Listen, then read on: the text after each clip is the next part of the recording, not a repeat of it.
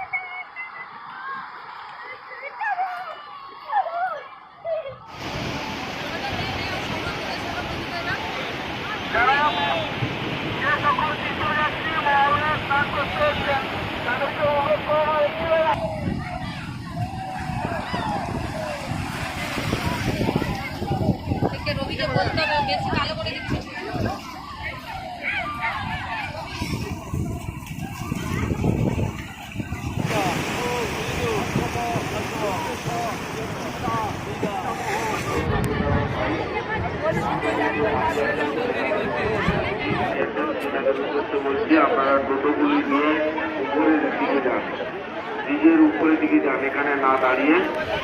সবাই বাড়ি ফিরছে, ওয়েদার খারাপ, বৃষ্টি পড়ছে, তাই আপনারা টোটোগুলি নিয়ে উপরের দিকে, ব্রিজের উপরের দিকে যান। সাগরে এসছি, ঘুরবো, তর্পণ করবো, মার বাবার কাছে পূজা দেবো, বাড়িতে চলে যাবো। প্রতি বছর আসে, প্রতি বছর আসে, প্রত্যেক বছর আসে। মা গঙ্গা দেবীর কাছে পূজা দিই, তর্পণ করি, প্রত্যেক বছর আসে। খুবই ভালো, খুব মজা লাগে, দেখতেও ভালো লাগে। মা দুর্গার একটা আগমনটা খুবই তো ভালো লাগে। এটাই তো আমাদের আনন্দ, বাঙালি উৎসব।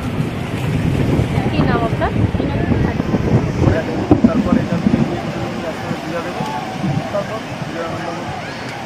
সামনেই তো একেবারে দুর্গোৎসব, এবারের উৎসব কীভাবে দেখছেন? কী নাম আপনার? আজ মহালয়া গঙ্গাসাগরে স্নান করলাম, খুবই ভালো লাগলো। এবার গিয়ে কপিলমণি আশ্রমে পূজা দেবো, পরিবারের সাথে এসেছি। পুজোর আনন্দ, খুব মজা করতে চাই, বন্ধুরা মিলে সবাই ঘুরতে চায়, বাড়ির লোককে নিয়ে ঘুরতে চায়।